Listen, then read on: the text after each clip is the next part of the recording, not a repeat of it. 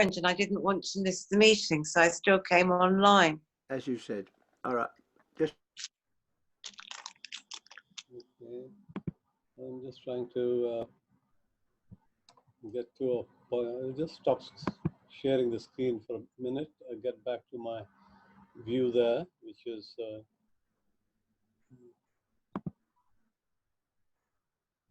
yeah, I think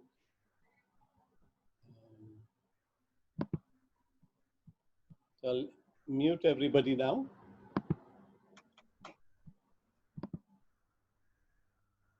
Share the screen.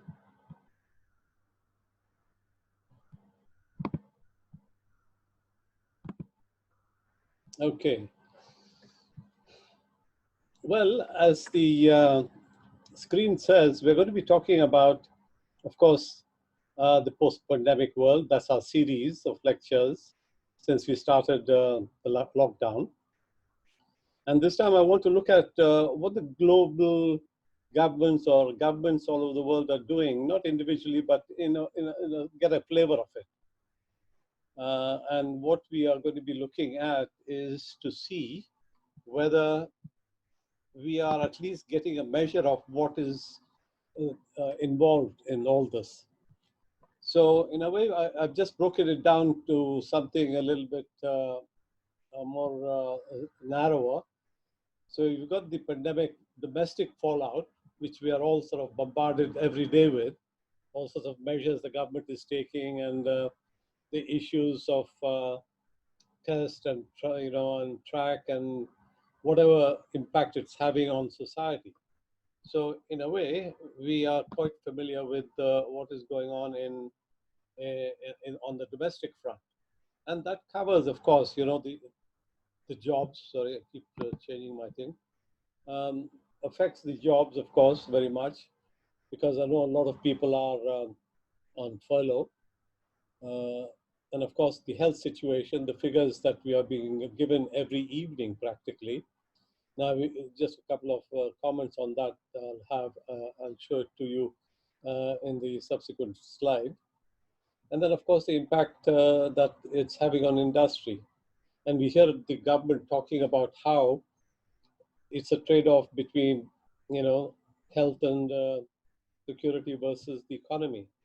So there is a lot to be sort of thought about in that direction, because I think we are going to be facing enormous debt otherwise, because the government is giving out lots of money, and that needs to be recovered somewhere, and we'll have to see how that's going to be recovered. And of course, the food aspects, we are still relatively okay. There's plenty of food on the shelves, and the supply chains are still working. The only thing that seems to have impacted us on the domestic front for the moment is the travel. And travel, of course, is due to the quarantines that have been considered and talked about. But I understand, quarantines are not allowed for certain types of countries, travel between like Spain and Italy and France and so on. And the impact of on homes, building the homes of the future. So there are all those aspects that, we come across every day in our lives. And the type of actions that we have seen also taken by government is these furloughs. They're paying out salaries to people of companies by up to 80% of their salaries.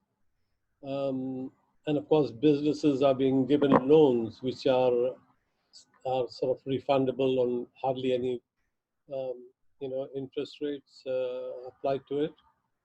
And then, of course, the fact that we have to maintain these essential services. You've been on the buses, of course, the buses service and the trains have been operational all the time, except on a reduced sort of service basis. And of course, one of the requirements is you need to have a mask nowadays to go on. And before that, until about last week, I think we didn't have to wear any masks either. It was just optional for us.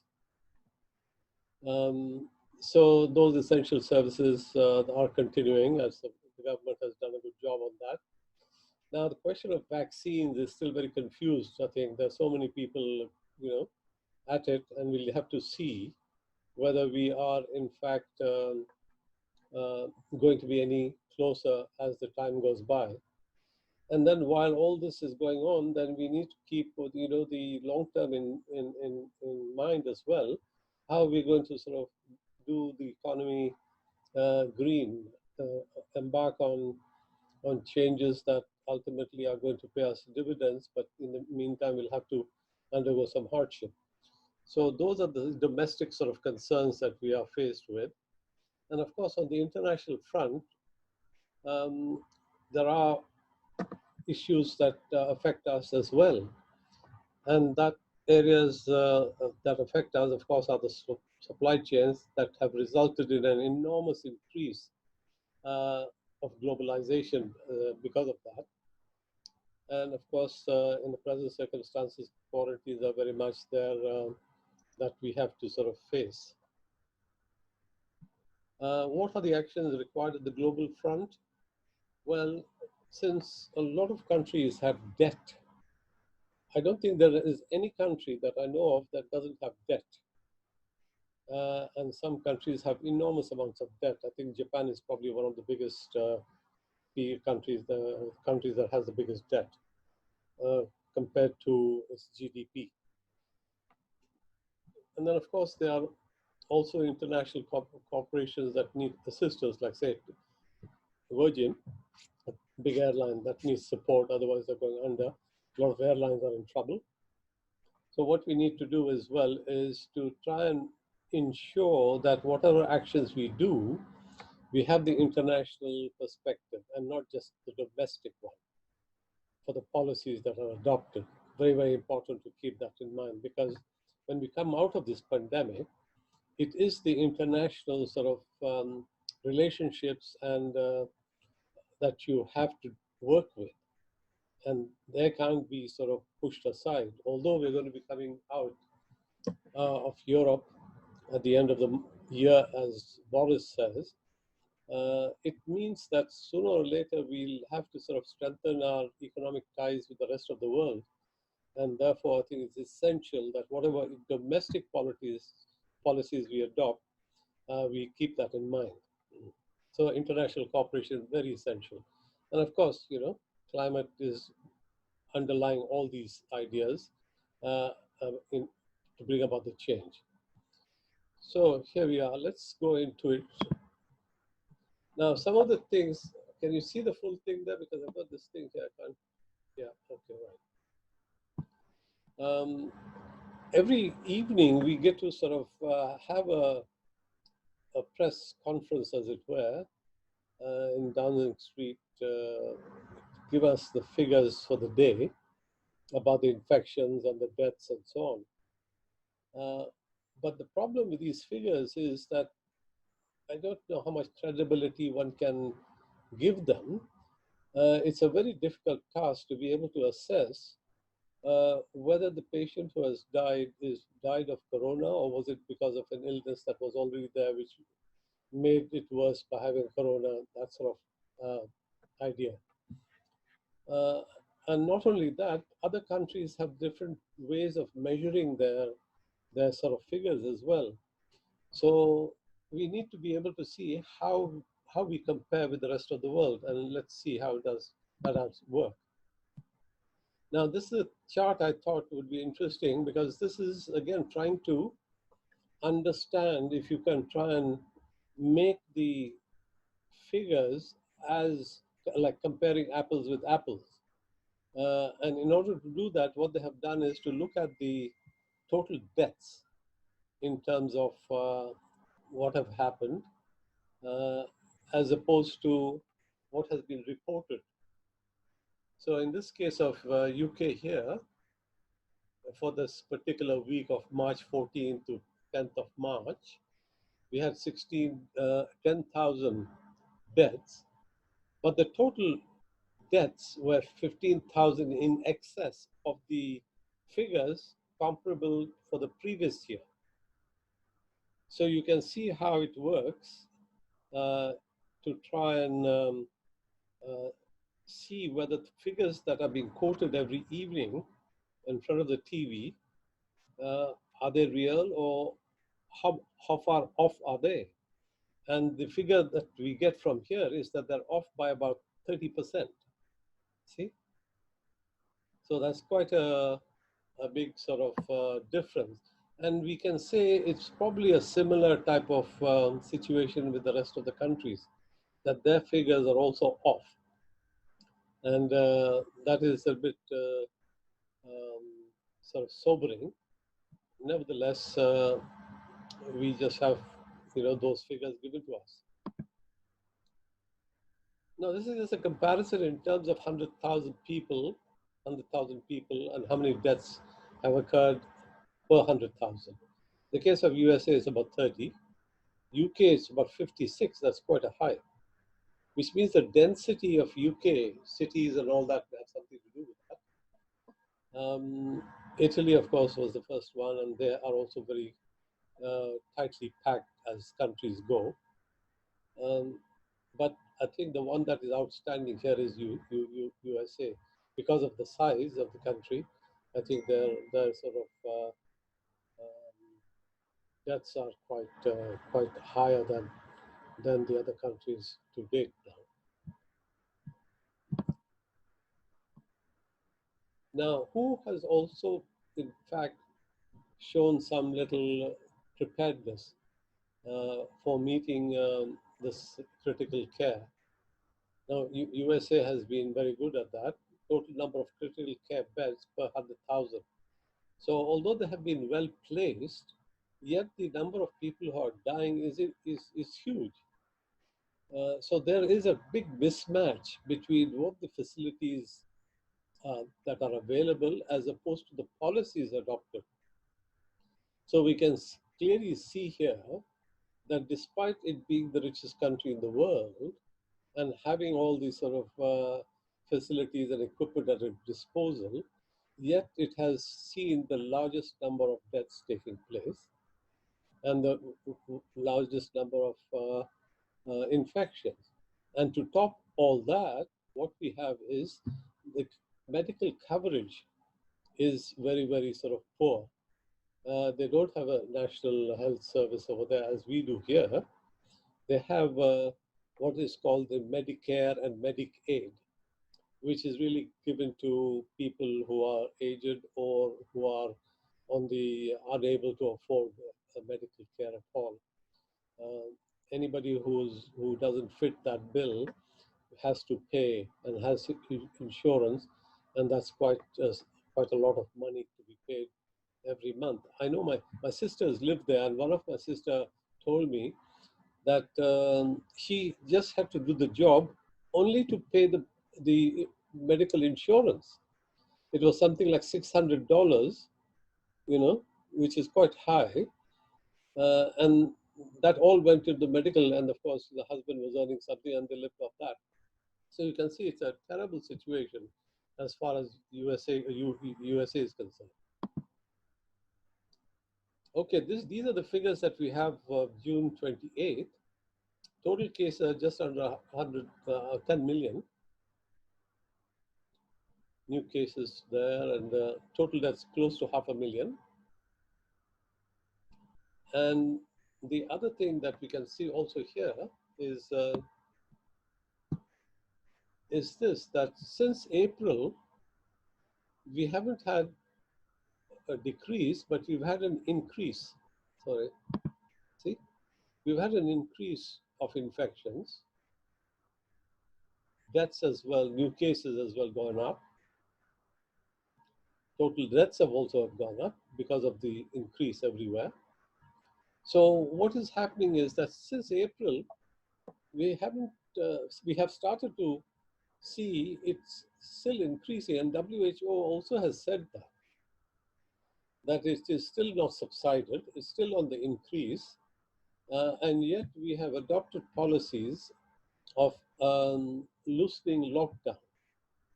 And there is a fear now that we might have to impose some lockdowns again. I think that in the news it said that Leicester City may be the first one to go back into lockdown again. So these figures clearly state that the virus is not subsiding. It's still increasing. And It is the economic circumstances that have prompted the loosening of the lockdown. And I think it's going to mean that there's going to be a heavy price to be paid in terms of human lives. We'll have to see that. Okay, now with all this issue facing us, where do we stand on the vaccines? Now, drug companies and universities are now racing to develop the COVID-19 vaccine, and at least 62 efforts currently underway. Although there's so many people involved, this is a figure given by the WHO, and experts seem to be optimistic that a vaccine will be developed, but how soon, we don't know.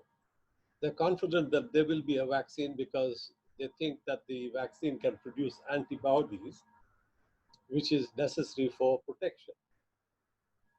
So at least the basics are there. It's not a matter of finding the right type of vaccine. Now, you all know, of course, how vaccines work. When we go and take ourselves a little flu shot, it's really the flu virus being injected into us, which is a very weak type of virus that gets injected. And because of that injection, our body starts to produce antibodies, which are then ready to then fight the real flu viruses coming in. That's how we get the protection. So the idea is the same. They're trying to find a weak dose of coronavirus, which will give us the protection. In fact, I would say that most of us probably already have had coronavirus infection, because 85% of the population seems to have gone through it without noticing much of it. So we probably do have antibodies. We're not sure for that. But the severe cases are the ones that need to be tested out and given the proper treatment. I was listening to Dr. Shetty. Dr. Shetty is a world-renowned cardiac surgeon who was working here at Guy's Hospital, I think. I'm not sure which hospital. He took his team back to India and started a procedure of heart operations, which were a tenth of the cost of what you would normally pay. So it was a much more affordable way of doing the surgeries. And he has, done a very successful program in India of having something like 30,000 beds in about 90 cities of India, which can do these very, very economical type of heart surgeries. So a lot of people who can't afford surgeries are able to do that and get it done. So we have, I think, and he was saying about the COVID-19 that you should not go to the doctor or do anything until the day 7 or 8. Because until 7 or 8, despite the fact you may have temperature or a cough or a little bit of diarrhea, some chest condition, whatever, he says, you don't need to. It's only on the 7th and 8th day that you need to be able to sort of see if the temperature has increased a lot, in which case you know that a serious sort of condition is arising. And then that's when you contact the hospital and then sort of take measures after that. Up to that point, which means that 85% of the people who do get infected, are not going to end up in having any serious outcomes. So that I thought was a useful advice to keep in mind. Anyway, once the vaccine is produced, what we need is a global agreement to make that vaccine available. Now, a lot of these private companies who are also doing research, they want to make big bucks out of this the moment they find something. I think to preempt anybody sort of making, hay at the expense of people, um, there should be an international agreement, and I don't see any at the moment because we don't have any global leadership at the moment. That's why. And the vaccine is still a year away from use. So we have to live with the conditions that we are facing today for much longer.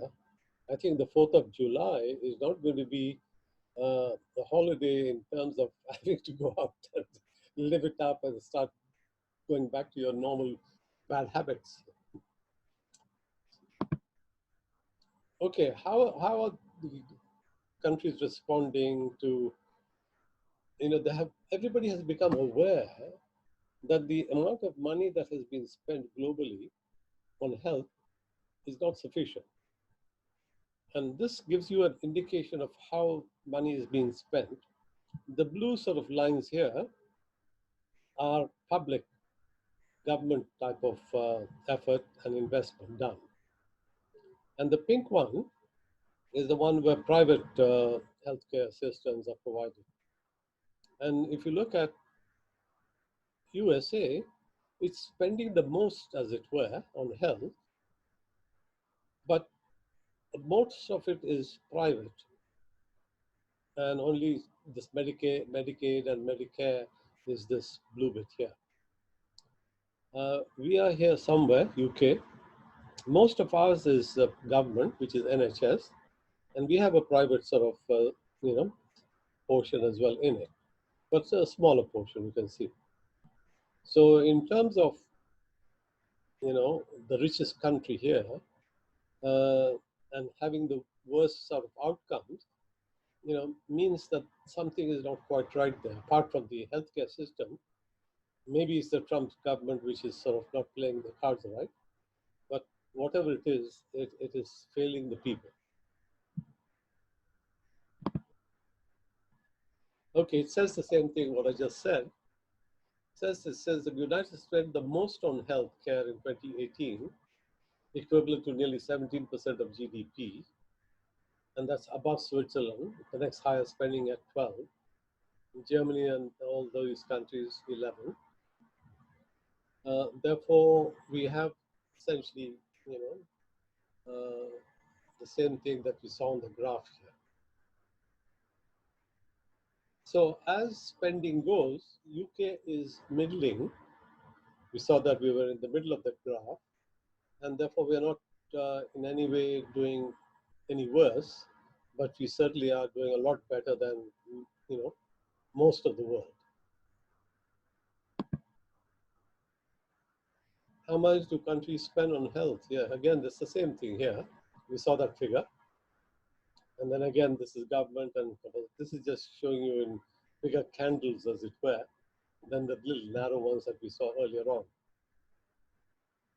OECD, that's the average of so many countries here. We are here. So we got about 10% of the total percentage of GDP that we spend.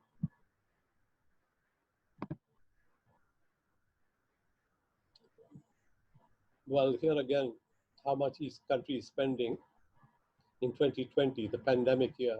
So everybody is starting to put up their spending on health. And the average of the world is about 6%. I thought I'd show you this because USA is spending the most, but having the worst outcomes, very nicely portrayed here. There you are.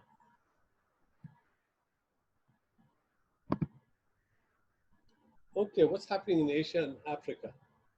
Now, these are the countries which are poorest in a way, and they've got millions and millions of people who have hardly any, healthcare that you can say is good.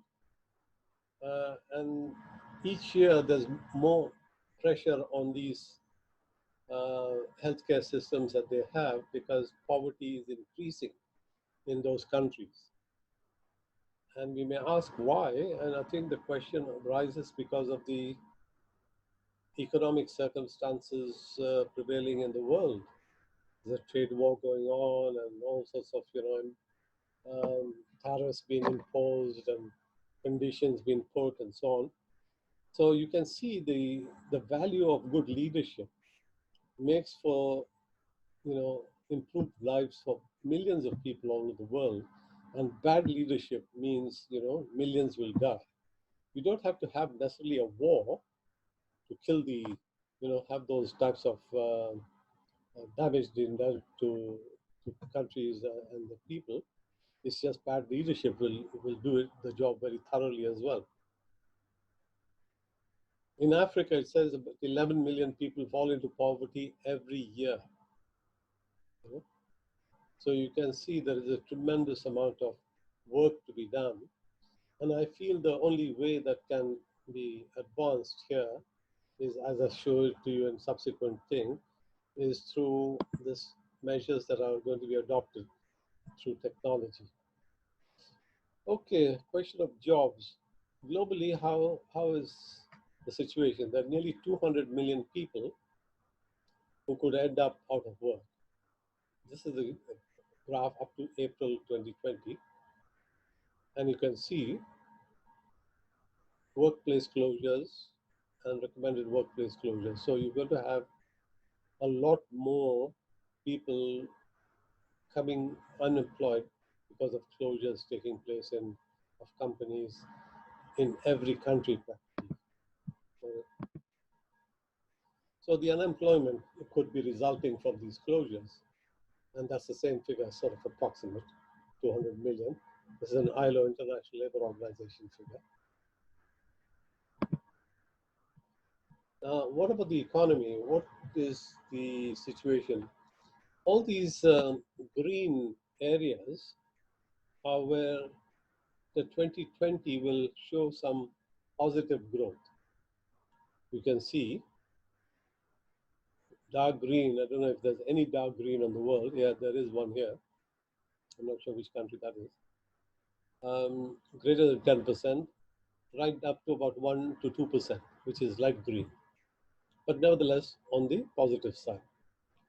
The darker countries, brown here, are in recession, are having negative rates of growth. And I think this will last at least till the end of the year and maybe even to the next year, depending on how quickly the second sort of peaks of virus will be causing the problems. So you can see practically half the world, or at least the richer world, is in recession, and the poorer world is showing some little growth. Yeah, I think this is another way of saying that all, like USA, doing very badly in terms of their economy. This is from the Bank of Settlements. European area also doing badly. Then you've got the emerging markets, that's the poorer countries. It's only China who seems to be sort of, going along rather steadily on the positive side. So it would appear that the international situation has got to be pulled up by the likes of China, who is become the workshop of the world. And if they stop working, then all the components, because some part or the other of the component that we use, of the device that we use, comes from China. So if China stops supplying it, that component or device cannot be wholly completed. So you need to have China working at full speed to be able to keep the other countries and the world's economy going as well. Yeah, what are the forecasts for the world economy? Well, according to IMF, these are the figures for 2021. We're going to have 3.4 growth. OECD companies 3, World Bank says 2.6, and UN says 2.7. So they're all forecasting a growth of 2%. And I'm wondering whether they're going to revise that before long, because it's this type of growth that seems to be good even in normal times. So to have that expectation happen for 2020, when there's been half the year of closures, it's not going to be giving us this type of figure. Now, this I thought I might put it in simply to show what sort of readiness are we showing as far as companies go to try and innovate in difficult situations. And it is through innovation that one can deal with the future. You cannot deal with the same old procedures and methods after lockdown, because if you do, then I think it is not going to be working very well, because a lot of other companies who have become a bit more adept at innovation, they will surge ahead a bit, and therefore those who are not able to change or adapt technology, they are going to go under. So there is that big danger that they have to, and this shows that United Kingdom is well placed actually in terms of, see, top 25 rank in AI readiness index, which means a lot of companies in UK seem to be at least preparing to introduce AI in their procedures and methods, and be able to, have not only see the AI indexes, the startups, the automation, the digital register, but the only problem here is that the bottom 25, the investment capacity is not sort of doing very well there. Investment in this new technologies may not necessarily all happen, although they may be ready, but the investment may not be happening to the same extent. And of course, we are quite high up, so that's good. In fact, China is down here. China's record doesn't seems to be mixed. So in this chart, I think the US and UK have come out quite well, and Sweden and Nordic countries. Yeah, well, I thought this is just a little thing. I want to skip over this quite a lot because the next one is the same. This shows the countries, how they are placed in terms of the preparedness to handle this pandemic, or for that matter, some health issues. And you can see UK and is quite high up, quite prepared in terms of that. Despite being prepared so much, we still are incurring enormous. And you can see all these countries who are well, well, well equipped and all that, still undergoing a severe sort of rate of fatalities. This is, and of course, those who are not well prepared, we don't even have good figures from them, so we can't rely too much on that. Now, one other thing I wanted to show you in that is that, or maybe it's another one. Yeah, it's probably in the other one. Okay, we talked about Asia and Africa before, because those are the groups of people, probably of the order of about, 5 billion plus, who are in need of healthcare. How are they going to cope? Because their circumstances are very bad and poor. And the ways that we can pursue that aspiration is Asia will need to walk the walk after announcing a series of initiatives aimed at providing universal health care coverage. Value-based care will gain a foothold and reforms will be established. So there is an aspiration, which means that after having announced it, it's a matter of having to now implement it. So we'll have to see whether they can do that or not. what else can be involved in that? Technology giants will want stakes in the healthcare, and we can expect them to provide innovative, game-changing solutions.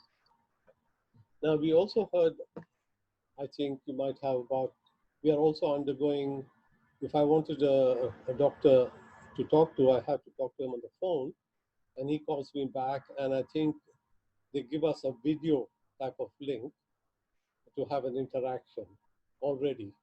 I mean, this type of technology has been there, it's just that it hasn't been extensively used. So it will become much more prevalent, I think, in the future, where telemedicine will be the order of the day, where there is going to be, I think, a significant better use of resources, and maybe possible to deliver, to this huge number of people, that type of service. So Asia becomes a hotspot for bioengineering. Now, Asia, and we've talked about China and India as well, they're doing a lot of work on research and development as well. A lot of the big corporations have gone into India and to China, and have set up their research labs there as well, because of the availability of manpower. They've got millions of graduates kind of coming out of both India and China, who are well qualified and who can man these type of jobs, fill the jobs that are in demand. So in that sense, these areas will become quite advanced and be available for things like gene editing. We talked about that, I think, once before. And so there is that sort of aspect to having the impact in Africa and Asia on their people, with the research centers being able to come up with new types of products and ideas. Now, of course, with all this digitalization, we've also got this problem of cyber risks. You know, the more we interact with technology, the more data it collects from us. And we've seen that time and again, be it the phone that we use, or be it the credit card that we use, the type of purchases we make, the travel we go, the forms we fill, all that data gets kept. And of course, when you go to the doctor, that data is also there with the NHS. So all that data needs to somehow be managed, but it is going to be in the hands of governments, which is probably not a good idea either, or into private hands, like Facebook or Google or whoever, despite the sort of, saying that they're going to maintain the security, this, that, or the other, they will not be able to, and yet they profit from that. If you look at Google, when they give us the facility to do the searches for free, you can see that it's very, very handy for us to search anything at our fingertips and with the information. But all the search information gets stored, and our likes, dislikes, and where we've been are recorded. And that personality profile of ours is really like money for them, because they can then target the ads to us in such a way, or even influence us one way or another about our opinions by sending the right type of messages which concur with ours and so on. So this data question, I think we've talked about it quite often, is quite a big one. But because the health is so crucial, and that is a primary requirement, one is going to be saying, yeah, well, take my data, but give me the service, That's going to be our position. So it'll have to be international regulation on that. So you can see, again, a global leadership has got to be there to try and bring that about. Oh, this is the impact on airlines. We've seen in Europe, half the airlines are, losing enormous amounts of money. Latin America, Middle East. So this is just showing us how the airlines are really in dire straits. I don't know how many of them will survive. The total revenue fall could be about 252 billion, it says, 40% below the 2019 level. So they are in a bad shape. Homes, what's going to be happening to homes in the post-pandemic world? See, the high rises that we live in were designed to organize as many people as possible in one place. This is pre-pandemic thinking. Health and hygiene were not a consideration. In times of pandemic, it is necessary to reduce and contact with everything that is used in multi-story buildings. Elevators, elevator buttons, door handles, surfaces, above all neighbors. So you can see, although high-rise buildings have been a boon in many ways, they were not intended to sort of safeguard the type of situation that we are facing today, where isolation is, needed on different floors, and we need to have some open space like balcony or a terrace, which a lot of high rises don't provide us with. So desperately what we want is a house with a little garden, maybe a courtyard, so you can have a coffee in the morning there. So the notion of a home as well is going to change to the fact that you're going to have a little bit more of an open and green space uh, in in your houses. Okay, now loans and grants. Our government has done the loans and grants. They're giving loans to a lot of small companies, and they're paying the wages of the employees up to 80%. And maybe the big companies will be granted loans which are repatriable, I suppose.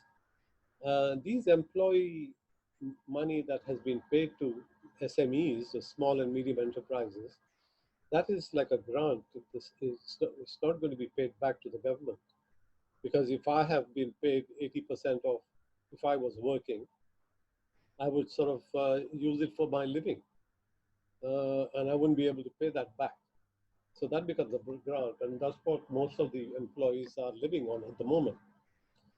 But the companies that take on loans will have to pay back at low interest rates over a period of time. On that count, I think we are going to be using, what is it, about 300 billion, I think, in UK. That's one estimate I heard over the year, by increasing our debt by that much, I think, because there's no tax collection and so on. In the case of USA, it runs into billions, not on billions, but into trillions. This is just one part of their particular plan. Yeah, food situation. Now, this is something that is, affecting the whole world, and we've got 265 million people, it says, could be in crisis level situations. When India put a lockdown, 10 million of its people who were daily wage workers had to leave the cities where they were working, and they had to walk back to their villages because they don't have the money and they don't have the food to be able to survive on. And at least they said that if we go out to our village, we'll have at least some little food to eat there. So food is a big, big issue for a lot of the poor countries. And here we are. Some of the things that are going to be impacting the food situation is the conflict in the region, the economic shocks, the health shock here, the weather extremes, the pests. Already some locusts are attacking.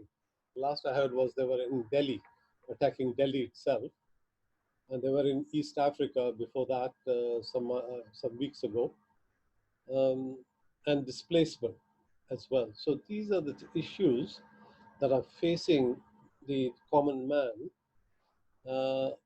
and that affects even their livelihood to the point they can't get food. So we have this map here that tells us where the big conflict areas and problem areas are. You can see in here, I'll just point to Pakistan here.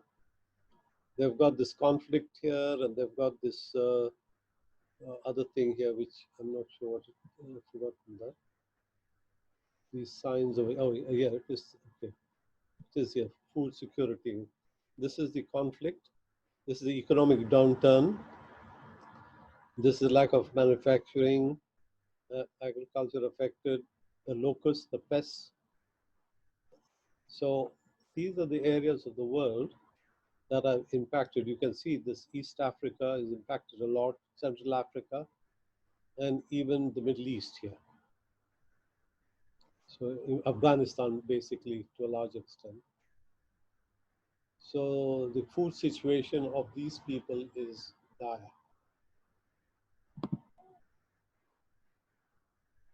There's a better picture here. Yeah, oh, so that is weather extremes actually. These leaves here, it's weather extremes. And then you've got this health shocks and conflict. Yeah. Anyway, since I'll be forwarding you the recording of this, you can always look at it at your leisure. Well, this is just telling us how the World Bank is trying to help.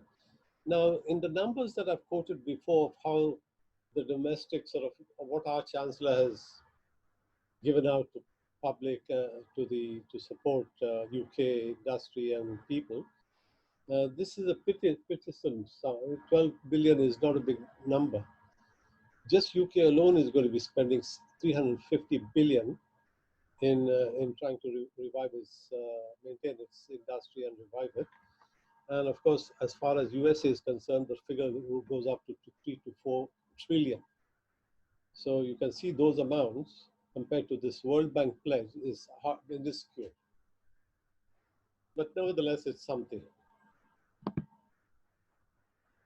Now, all this money that is being spent and borrowed, how much is it? Okay, if you look at the debt that United States economy is this big, it's about 20 trillion, which is 24% of the whole world's economy. It's a very big economy. As opposed to China's economy is half that, which is 12 trillion. And Japan, half that or quarter of that, a third of that. So you can see these big sort of countries, even Germany here. So China doesn't have that much debt, as we shall see later. But all the other countries have enormous debts, starting with Japan. And the debt is measured vis-a-vis its GDP, which means that if you have a GDP of 20 trillion like this United States, and if you have a debt of 20 trillion, that's about the borderline of a good, of an acceptable case. Anything beyond that becomes troublesome, because what does debt mean? It means it has to be repaid back over a period of time. And some of you may remember that the debt that was incurred at World War II by Britain got paid only in 2006. Took, 60 years or thereabouts to pay it back. So here is the measure of your economies. And then the next one will tell us, okay, this is telling us, it's not a very good picture here, how that money that is being spent by governments, where is it going and what percentage is going where? Just to give you an example, this is here, a bit small here, I can't see too well. Anyhow, this, okay, I should have made it a bit bigger before I put it to you. But these are the sectors of the economy that get supported from the whole pot that the government is having to disburse. So this means that this sector over here, country two, is getting about 12 to 13%, and this one is getting a little bit less. See here.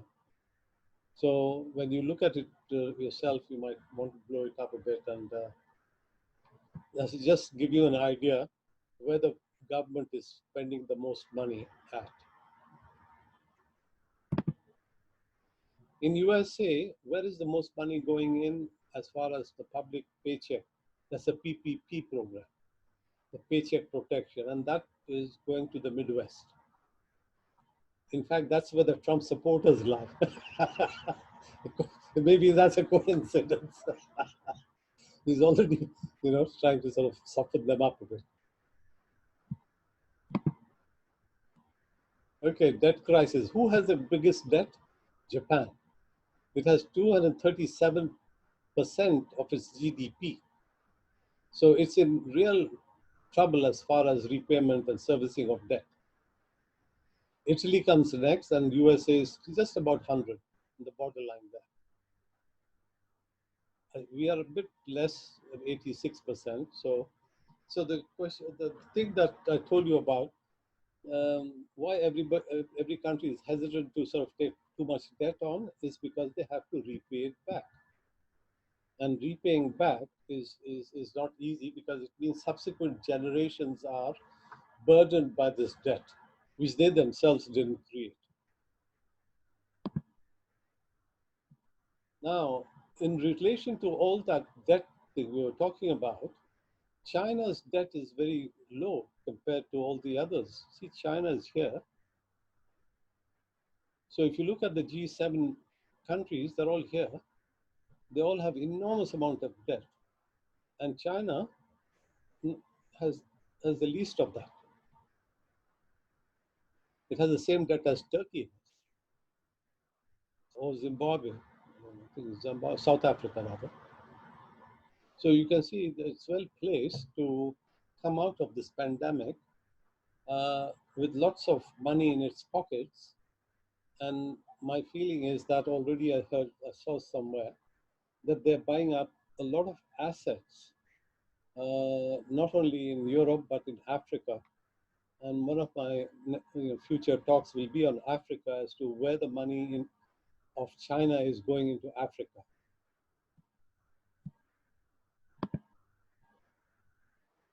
So easing policy for China is only a matter of willingness. So it's our policy as to how we deal with China. Unlike the developed countries of the West that have overworked their printing presses, which means QE2s, making printing money, as it were, quantitative easing, as they call it, that's what the West has been doing. That's what it's saying here. China doesn't need to do that. It's got enough money. So this debt burden has got to be serviced. China is in good shape here, it says. Country's overall gross debt is only 42% of GDP, significantly lower than all the G7 countries, which have the most debt of the countries listed too. Of the E7 countries, only Indonesia and Russia have less government debt compared to GDP. So here, again, it's reiterating what we saw in that graph, the debt, relative debts. Okay, this is again another picture of saying the same thing, but in terms of a picture of a global sort of picture as to the percentage of world debt. So United States, you can see, has more than a quarter of the world's debt here, followed by Italy, followed by Japan. Japan is humongous. UK is here. So we are still small. China is there, relatively small for its size. So now we can see the debt is increasing, it's not decreasing. The total debt, which is the blue line, has increased. Both the private and the government borrowing has increased. And it's heading, skywards. Okay, we saw that already. Okay, that's all I want to say. We can have a little Q&A. you like, I'll unmute everybody so I can get myself to stop the share and then unmute all. Yeah. I think George is asleep. Okay. Oh no, he's still there. Hi, sure. Fine. Anybody who has a question is welcome to ask. I just wondered about this business in Leicester. Where's it all going to end? Oh, what? Sorry? This business in Leicester. Oh, yeah, lockdown. Yeah. Where's it all going to end? Well, I think Bournemouth is very going to be. I saw the beach, Bournemouth, it was so full. I was surprised that they even haven't mentioned that in the news about lockdown there. Salisbury or something has gone into lockdown as well, I think, or going. Maybe I'm wrong. Are there? Leicester, I think, was what they were calling for a lockdown there. I don't know if there was another one. Yeah, there was another one, was there? I don't know. I was told. I may be mistaken. Yeah. None of you know. I think in USA, Texas has gone back to lockdown, I think. Because they had quite a increase in infections. So it seems to me there is a second spike going to happen all over the world. Yes. Yeah. I heard on the radio this morning they've got a second spike in India, big time. Yeah, I wouldn't be surprised because the suddenness to which that lockdown was implemented in India caused so much sort of pain to so many people, poor people especially. Dislocated the whole society. Yeah. Yeah, and the figures coming from India, I don't put too much confidence in that. Shafiq, I wanted to ask you, we've been speaking a bit about 5G. How far away are we from actually getting 5G? Because when you think about what's going to be happening in the post-pandemic world, communication now, online internet and Zoom has become so incredibly important, and it probably will continue to be. Because I think a lot of people won't be returning to work full time. So to what extent, how far away are we from getting 5G? Because I know that remote places, small towns and places in the UK often can't get the internet. Yeah. And it's now become so essential. Yeah. 5G is one thing which has become a political tool at that level. And all sorts of arguments have been presented that it's a sort of a spy hole for China and so on. It's not true. How do we know it's not true? If you look at any technology, you could even accuse Facebook of having spying on its own clients as well for whatever they do. So it's a political sort of argument, but the technology is there. It can be used very readily. And what UK is going in for is to put the masks, the big sort of masks where their devices can be put in, which will exchange the signals, which are very short frequency and therefore short distance as well, a line of sight type of direction. So the technology is there. The report has said, yes, we will go for the peripheral type of equipment, which is the antennas and so on. But the core type of technology, we don't want to because of American pressure. So now I think because this government came in recently, it wants to review that again, and therefore wants to see, what Big Brother is going to tell them to do. So it's a matter now of seeing how quickly one can roll out. You can roll it out the moment they take a decision. Technologically, it's available and it's operational. And if you look at some of the usage that is being done in China, in the province of Xinjiang, I think, it is astonishing. I mean, it's mind-boggling. People don't even carry wallets; they just carry their phone, and they pay everything through the phone just by sort of flashing their little QR scan thing. And that sort of technology is advancing very fast, and auto-driven type of technology and Internet of Things. A lot of devices will be communicating with each other. That is also underway. So if we don't make a quick decision on this, we will again lose an opportunity.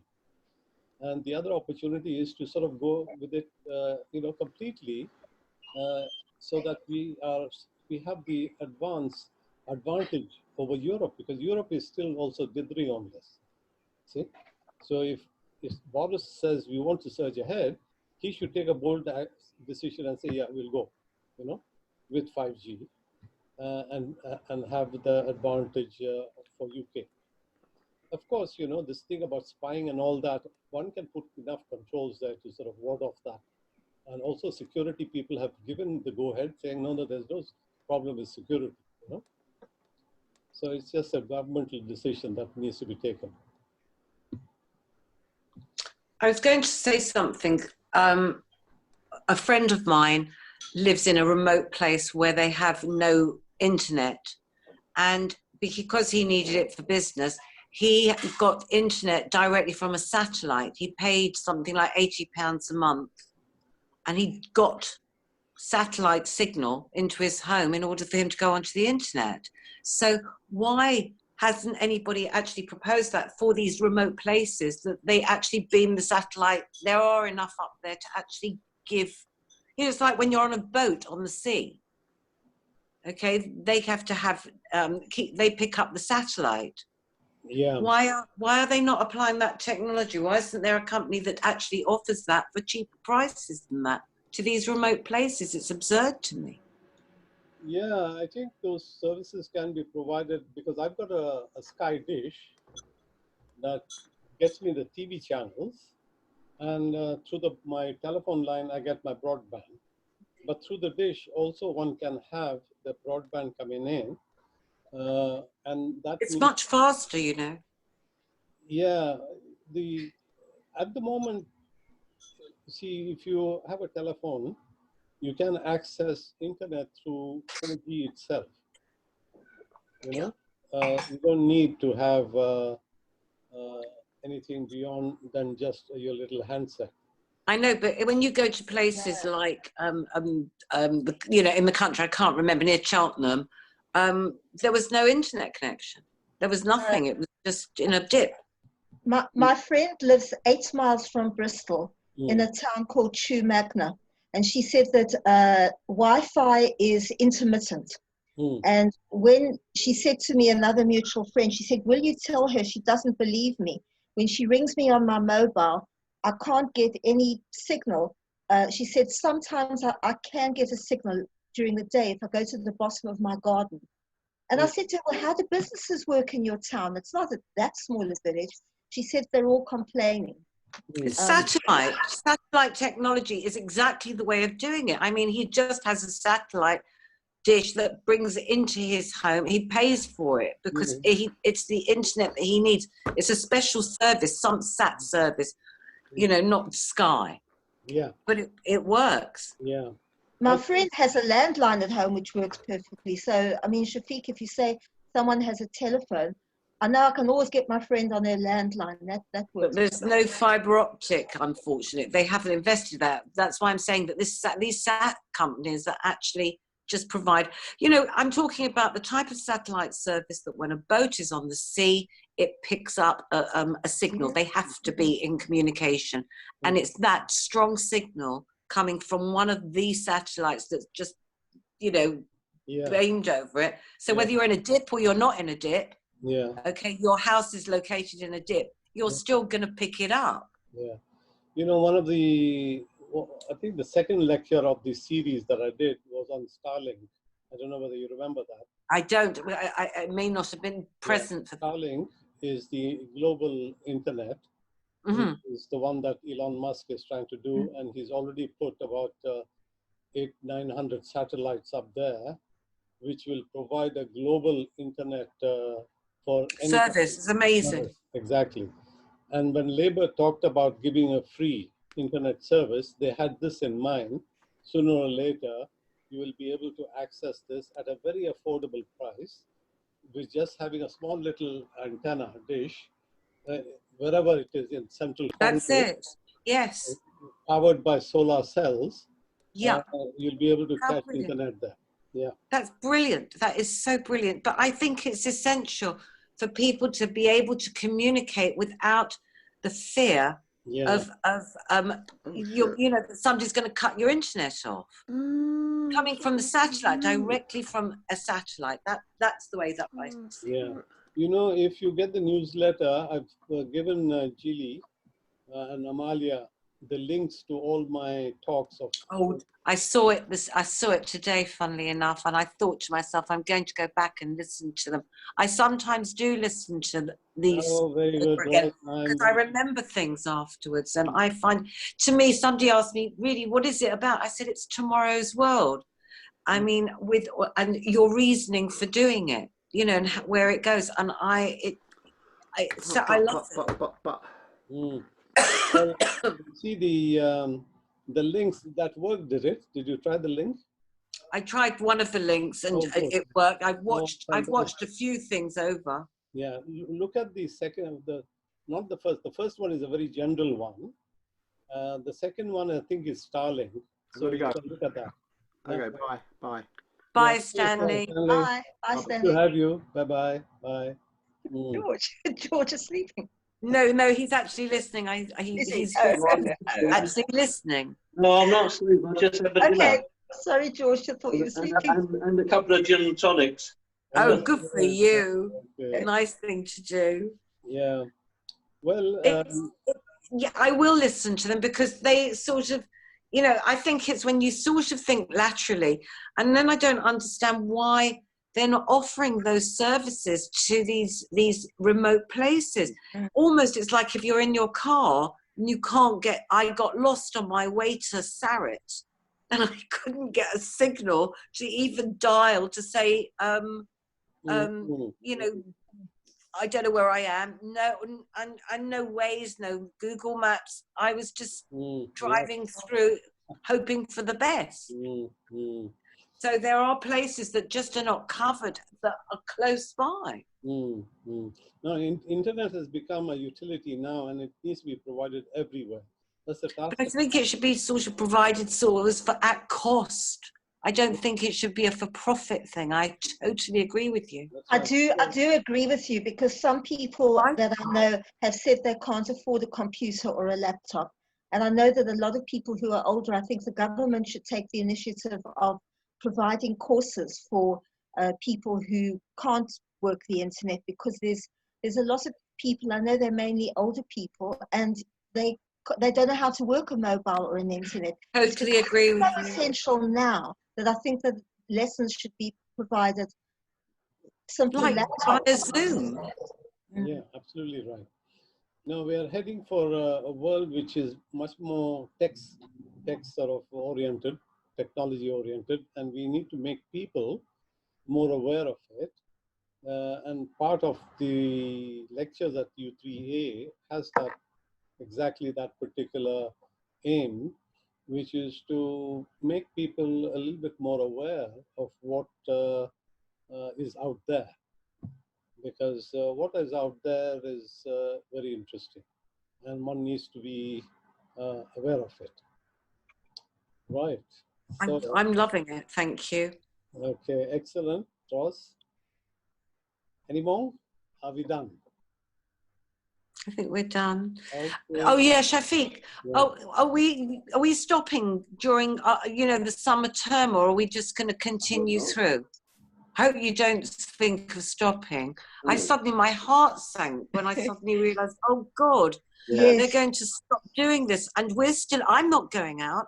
I'll come to a friend, but I'm not missing the things. These are important to me. I'm over at my friend now, and I just said, I'm only coming if I can do my you know, 3 o'clock lecture. She said, do what you want.